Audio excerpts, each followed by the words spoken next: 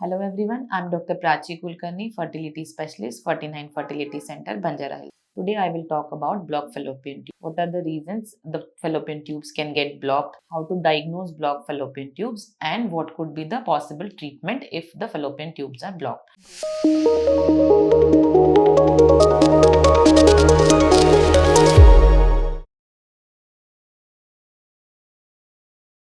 So first of all, we'll see what are fallopian tubes. So this is uterus and these are the tubes. So basically tubes are very delicate structures on either side, right and left, which are connecting the uterus from the inside, and these are the ovaries. So what happens is once the egg is released from the ovary, the fallopian tube is supposed to pick up the egg.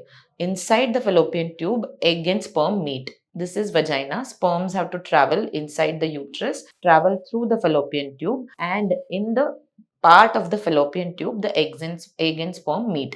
So the fertilization happens in the fallopian tube. So the function of fallopian tube is to pick up the egg and allow the egg and sperm to meet so that the embryo starts forming. And once the embryo starts forming, the tube has to now transport the embryo to the uterus. So the function of the tube is picking up the egg, transporting the sperm, transporting the egg. Once embryo is formed, transporting the embryo back to the uterus.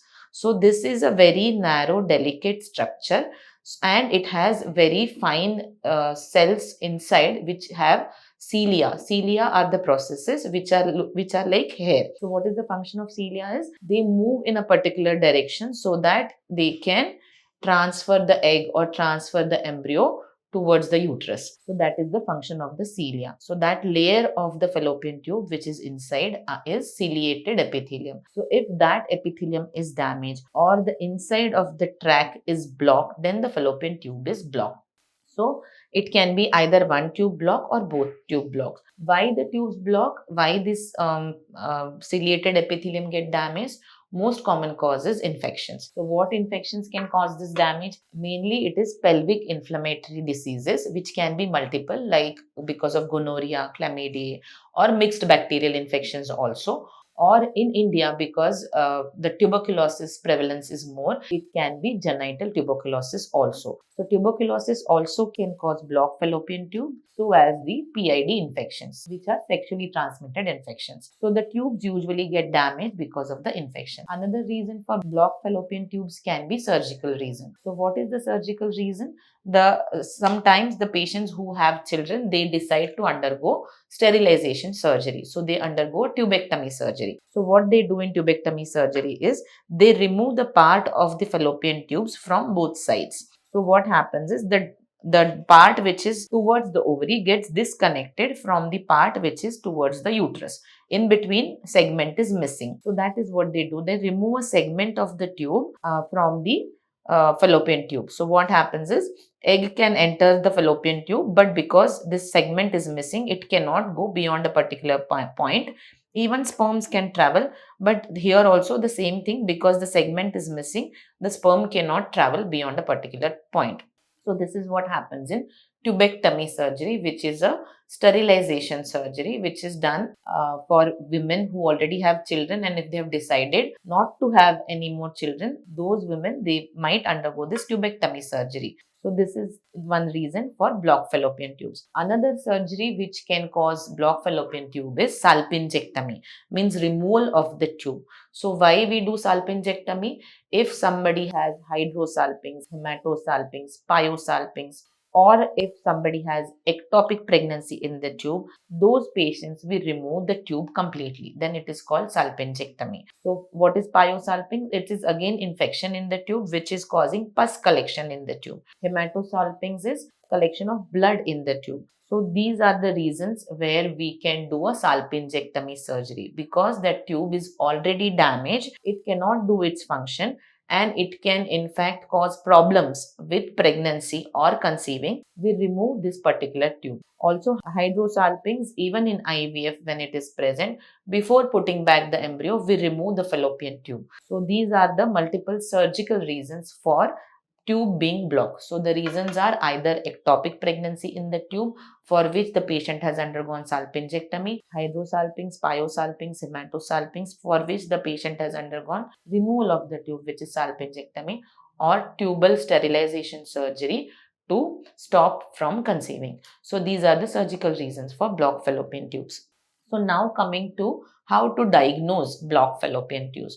So patients who are trying to conceive naturally, after 1 or 2 years of trying, we advise them to get complete evaluation done, which also includes test for the tubal patency to see if the tubes are open throughout, from the end where they're opening in the uterus and the other end which is opening inside the abdomen above the ovary. So we should see if the tube is completely open.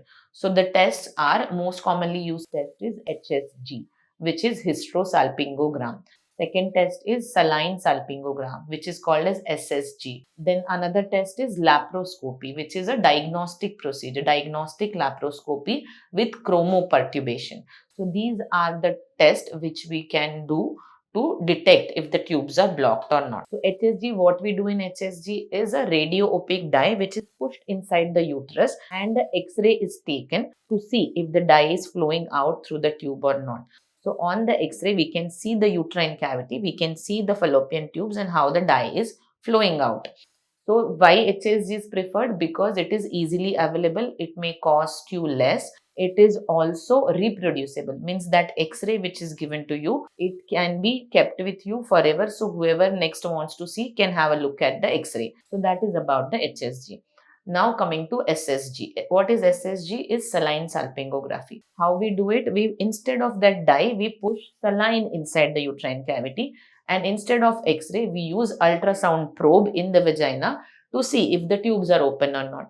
So what we do in that, we see if whatever saline we are pushing is coming out of the tube, the fluid is flowing out of the tube. So usually this is less painful than HSG, and this is also easily available, but the reproducibility can be a problem.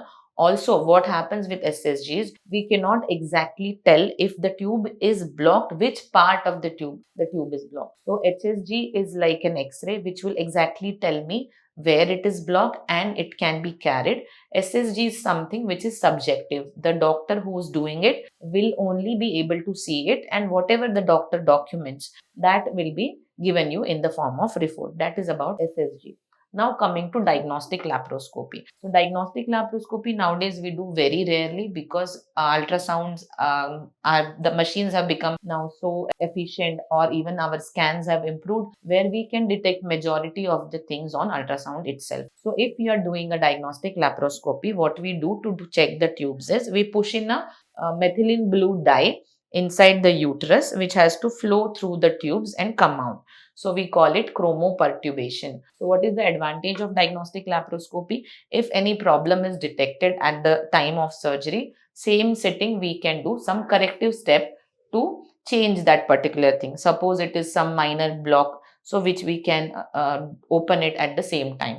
So this is about the testing of the tubes. Now coming to the treatment part. What can be the treatment for the blocked fallopian tubes? So treatment for blocked fallopian tubes will depend upon multiple things, like what is the reason why the tubes is blocked. If it is because of infection, or if it is because of the surgery, or if it is because of the tubal sterilization surgery. Usually tubal sterilization surgery, if it is done, then and if the patient is young with good ovarian reserve, then you can consider the option of going for reversal of surgery, that is going inside, opening the tubal ends and connecting the tubal ends. The chances of successful reversal will be between 30 to 60% based on what is the condition of the tube right now and what was the method used to do the original surgery, and how much length is available now and how much correction was possible now. So the chances of reopening will be between 30 to 60%. After reopening, chances of conceiving will be 10%. So this is about a reversal of the tubal sterilization surgery. What other things can be done is, at the time of HSG, suppose if it is blocked at the cornal end, then they can do a procedure called FTC, fallopian tube cannulation. What they do is they put a guide wire, and under the X-ray guidance, they will guide the wire through the opening of the tube into the uterus and try to open a minor block, which usually can be because of mucus plug which is obstructing in this part.